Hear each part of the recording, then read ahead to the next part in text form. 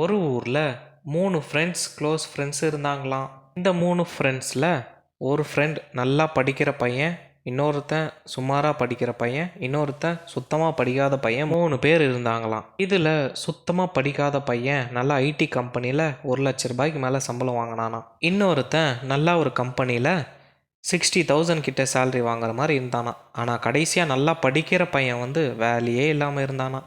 ஒரு நாள் லீவ் டைமில் 3 பேரும் ஒன்றா மீட் பண்ணும்போது, ஏண்டா இவ்வளோ நல்லா படிச்சுன்னு இருந்த, என்ன யூஸ், வேலை இல்லாமல் இருக்கேடான்னு பார்த்து சிரிச்சாங்களாம். அவனுக்கு ரொம்ப கஷ்டமாயிடுச்சான். நம்ம இவ்வளோ கஷ்டப்பட்டு பச்சோம், நம்ம லைஃப் இப்படி இருக்கேன்னு. ஒரு 2 வருஷத்தில் ஐடியில் ஒர்க் பண்ணுறவங்களெல்லாம் சில பேரை வேலையை விட்டு தூக்க ஆரம்பித்தாங்க.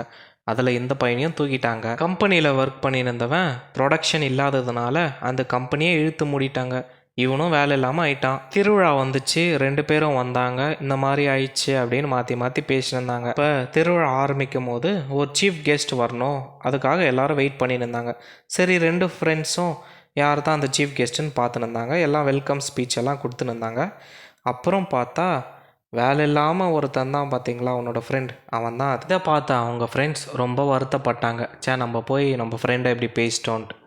ஸோ இதுலேருந்து நம்மளுக்கு என்ன புரியுதுன்னா, நேரம் எப்போவுமே எல்லாருக்கும் ஒரே மாதிரி இருக்காது. நம்ம ஒருத்தரை பார்த்து கிண்டல் பண்ணி சிரிச்சா அது நாளைக்கு நம்மளுக்கே தான் வரும்.